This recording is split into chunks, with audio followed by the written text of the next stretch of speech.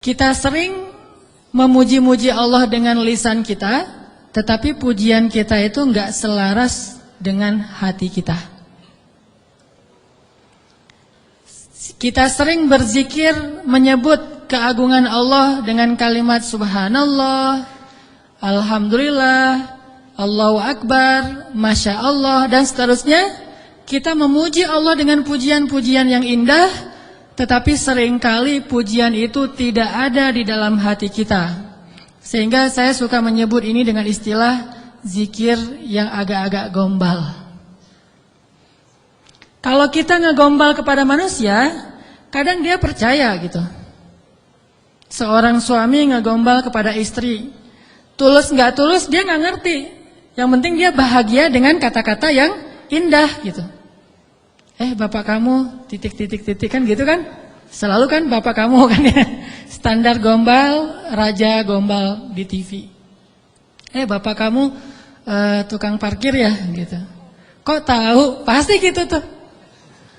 Ya soalnya dia sudah memarkirkan hatiku kepadamu gitu. Cewek mungkin gak percaya kali, cuman dia senang aja dengan kata-kata kayak gitu kan. Atau mungkin ada juga yang percaya karena dia ngelihat kita kayaknya wajahnya wajah polos, gak ada wajah tampang-tampang pembohong, apalagi playboy gitu ya. Wajahnya polos banget, ada jenggotnya gitu ya, insya Allah jujur kan.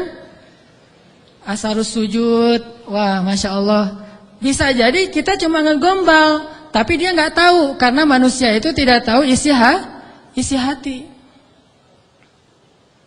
Tapi kalau Allah Subhanahu wa taala, a'udzu billahi minasy syaithanir rajim. Wa asirru qawlakum aw ijharu bih innahu alimun bidzatis sudur. Kan? Gimana kita mau gombal kepada Allah? Wa asirru qawlakum, kalian sembunyikan kata-kata kalian di dalam hati maksudnya. Awi jaharu bih, atau kalian tampakkan, kita ucapkan dengan lisan. Innahu alimun bidzatis sudur. Allah Maha tahu apa yang ada di dalam hati. Jadi nggak akan berhasil ngegombalin Allah tuh nggak akan berhasil. Kalau kita nggak jujur dengan lisan kita yang sesuai dengan hati kita, itu nggak akan terjadi keajaiban dalam hidup kita. Inilah realitas dari hubungan kita dengan Allah. Makanya Allah sering bilang ke kita seolah-olah, kok gitu? Barusan kamu bilang hasbiyallah, cukup bagi saya Allah. Tapi kok nggak cukup kalimat Allah itu menggetarkan hati? Padahal kalau orang bilang hasbiyallah, cukup bagi saya Allah, pas disebut nama Allah, udah selesai masalah dia gitu. Contoh, ada musibah. Terus temannya bilang, tenang, ntar Allah ganti dengan yang lebih baik. Kan disebutkan nama Allah, tenang, ntar Allah ganti dengan yang lebih baik. Oh ini ada doa nih, wakhluf li khairam minha, ya Allah beri saya ganti yang lebih baik. Apakah kata-kata ini cukup buat kita sehingga kita tenang? Sehingga kita tidak lagi terus-terusan dalam keputusasaan terhadap musibah-musibah yang kita hadapi? Kalau enggak, berarti kita gombal mengatakan hasbiyallah. Katanya hasbiyallah, kok enggak cukup sih Allah buat kita? Padahal Allah berfirman di dalam Al-Quran, innamal mu'minun, orang mukmin yang sebenarnya. Innamal mu'minuna alladzina idza dzukirallahu wajilat qulubuhum. Kalau disebut nama Allah hatinya gemetar. Maksudnya ngerespon gitu di dalam hati. Jadi mantap imannya, jadi mantap keyakinannya, jadi mantap tawakalnya kepada Allah Subhanahu wa taala. Benar enggak sih hasbiyallah? Coba. Kalau lagi bete, lagi ilfil, lagi nggak mood aja nih, lagi sedih, lagi galau berat. Yang buat bete, ilfil, galau berat kita itu reda apa? Jujur ya. Apakah sholat? Apakah jalan-jalan? Apakah makan-makan enak? Apakah main game? Apakah dengar musik? Apakah nonton film yang baru keluar? Mana yang paling gampang buat bete kita hilang? Itu jujurnya tuh. Kalau misalnya kita lagi bete, wudu, salat, Allah Akbar, selesai salat, hilang tuh bete, berarti benar, hasbunallah, hasbiyallah. Tapi kenyataannya termasuk saya nih, gak gitu-gitu amat. Begitu ada masalah, salat, begitu selesai salat, ini nonton di mana ya? Sama aja kan? Salat sih, cuman habis salat ternyata belum cukup, belum hilang juga nih. Saya udah salat, saya udah zikir, saya udah doa, saya udah tilawah Al-Quran, saya malah udah tahajud, udah puasa, tapi belum hilang juga, masih ilfil banget nih. Ya, mau cari makan enak mau makan yang pedas-pedas gitu, atau mau cari kopi, berarti belum hasbun, belum cukup, masih butuh tambahan. Memang berpengaruh, tapi belum cukup. Salat ya menenangkan, cuma belum bisa menyelesaikan masalah. Berarti kita masih gombal dalam zikir kita. Makanya Allah bilang, kok gitu? Katanya saya cukup buat kamu. Kok kamu masih mencari solusi yang lain setelah saya? Kok kamu masih menyekutukan saya dalam mencari jalan keluar terhadap masalah-masalah kamu? Berarti kamu tuh gak benar ngomongin hasbi Allah. Orang yang benar-benar mengatakan hasbi Allah tuh kayak Ibrahim tuh. Ketika dia masuk ke dalam api, dilemparkan ke dalam bara api, tiba-tiba Jibril datang kepada Ibrahim mengatakan, "Ya Ibrahim, alaka hajah? Apakah kamu punya sesuatu yang kamu butuhkan? Sal, tu'ta, minta kepada saya nanti saya akan kabulkan." Kata Jibril. Apa kata Ibrahim? "Amma ilaik fala." Kepada kamu? Enggak. Saya tidak butuh siapapun. Hasbiyallah wa ni'mal wakil. Baru Allah padamkan tuh api, keajaiban. Kenapa kita mengucapkan banyak kalimat zikir tapi tidak terjadi keajaiban-keajaiban dalam hidup kita? Mungkin kalimat kita itu belum jujur, belum sesuai dengan hati kita dan realitas kehidupan kita. Makanya zikir kita itu belum powerful. Harusnya zikir yang powerful itu begitu kita bilang hasbi Allah, api padam. Jadi kalau ada kebakaran, hasbi Allah, gak butuh telepon pemadam kebakaran, selesai sudah. Kenapa kita telepon pemadam kebakaran? Karena kita belum hasbi Allah secara jujur. Ini benar nih, walaupun agak-agak, contohnya agak-agak lebay mungkin ya, tapi benar loh. Kenapa kita ketika nggak usah api yang membakar rumah lah, nggak usah kebakaran, hal sepele aja, masalah perasaan, masalah lapar. Bukankah Nabi mengatakan nanti makanan orang di akhir zaman adalah kalimat la ilaha illallah? Ini makanan orang di akhir zaman. Ketika muncul Dajjal, makanan kaum muslimin itu adalah la ilaha illallah. Begitu bilang la ilaha illallah, kenyang. Itulah orang yang selamat di masa Dajjal. Kira-kira kalau sekarang Dajjal keluar, kita selamat nggak? Cari tahunya gimana? Kalau teman-teman lapar, coba bilang la ilaha illallah. Lapar masih lapar atau udah kenyang? Pasti masih lapar ya. Karena kita nggak menganggap Allah segalanya, hasbi Allah. Tapi nanti di akhir zaman, ketika Dajjal muncul, Nabi mengatakan makanan mereka pada saat itu adalah zikir subhanallah, alhamdulillah, Allahu akbar, la ilaha illallah. Itulah makanan mereka. Begitu mereka bilang subhanallah, la haula wala quwata illa billah, langsung kenyang. Anaknya bilang, "Pa, lapar." Bilang la haula wala quwata illa billah. La haula wala quwata illa billah gimana? Udah kenyang. Ya itu. Itu benar-benar umat akhir zaman banget tuh. Kalau kita kayaknya bukan umat akhir zaman. Umat zaman edan.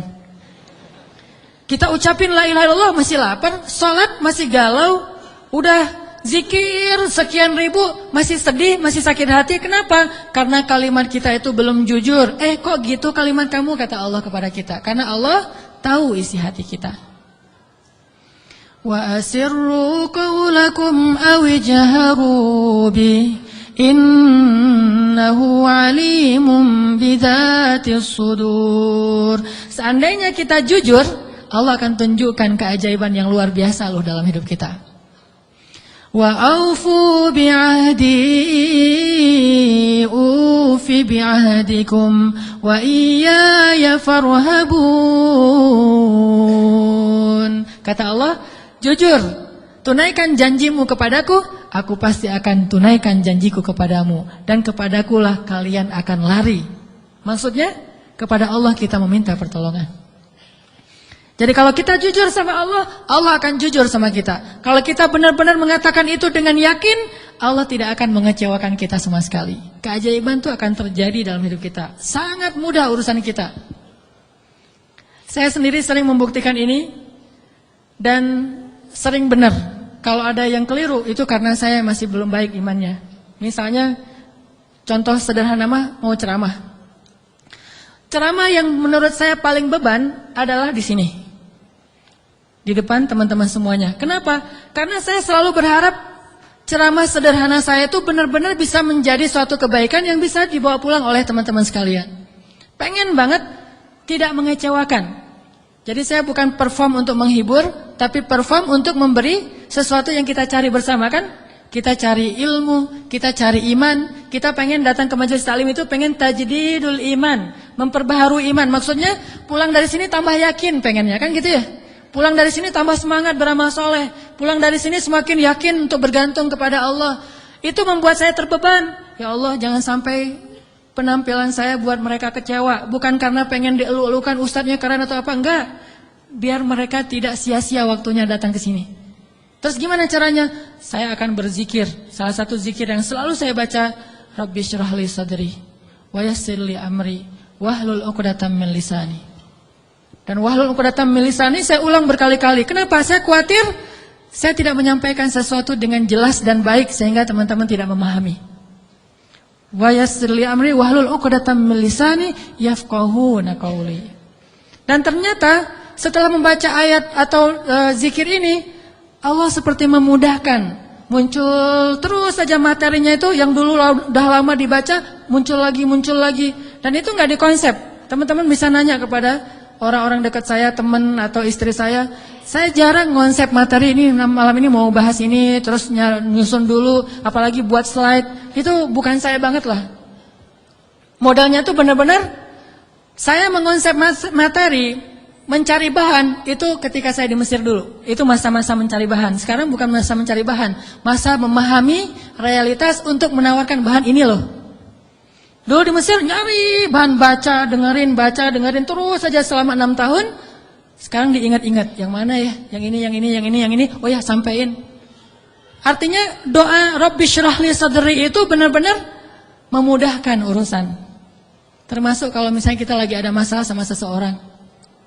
Kita doa ya Rabbi, mudahkan urusan saya. Mudah enggak? Kalau kurang mudah, berarti kita belum benar-benar jujur dalam kalimat kita kepada Allah. Jujur gimana? Kita yakin enggak sih Allah yang memudahkan urusan kita?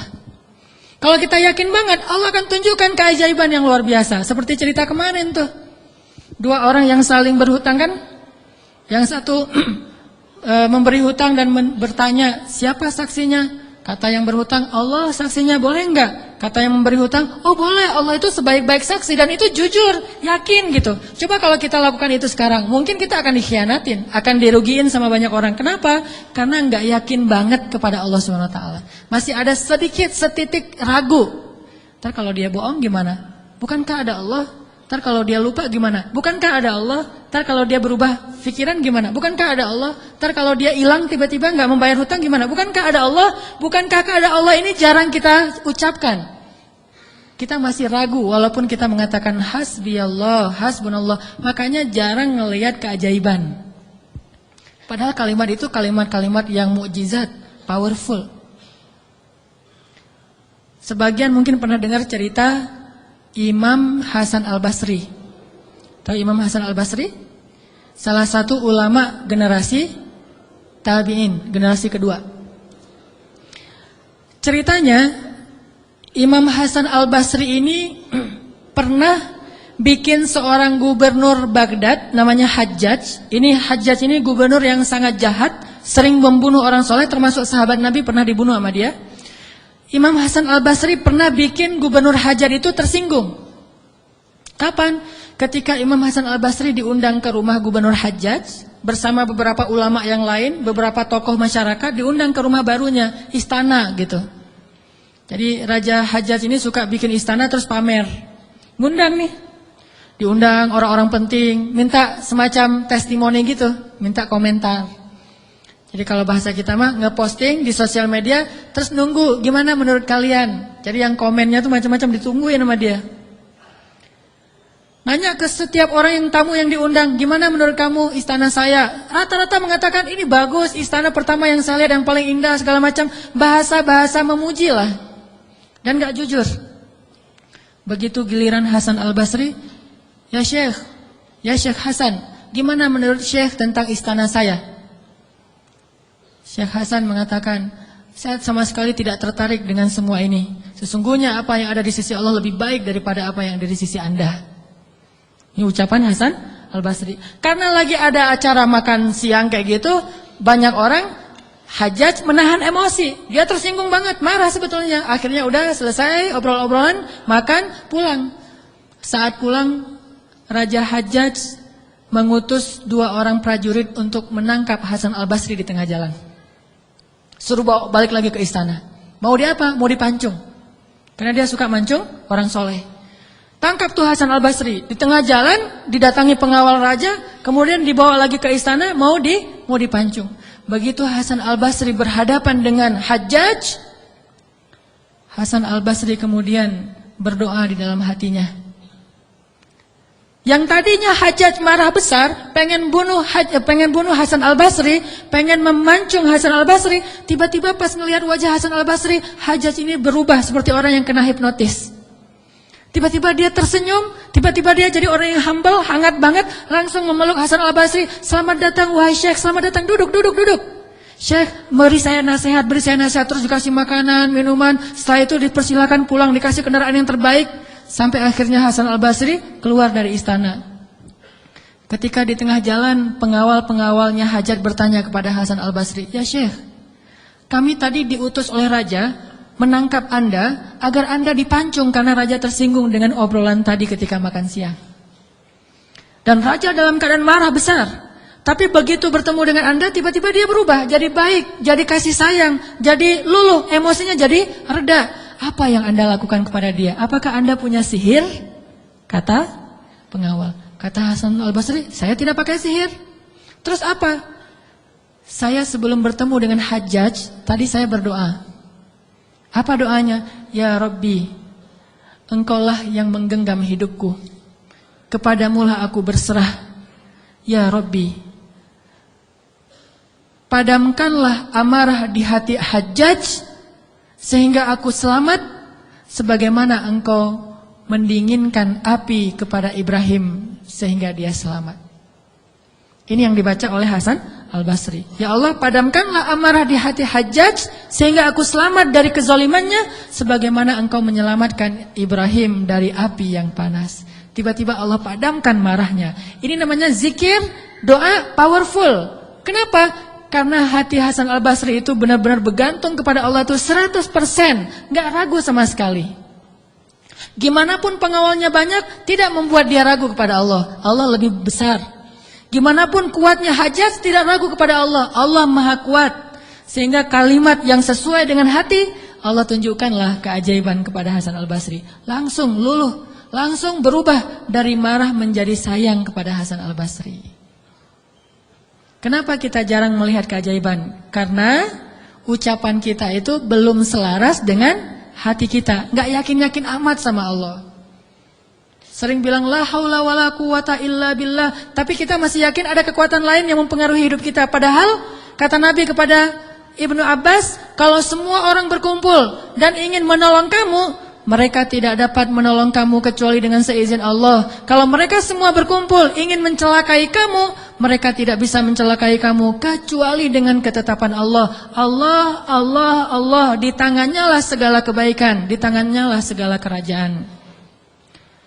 Tabarakalladzi biyadihil mulk wa huwa ala kulli syai'in qadir. Percaya enggak kita dengan ayat itu? Jawab dengan hati kita masing-masing. Kalau kita percaya, baru terjadi keajaiban dalam hati kita.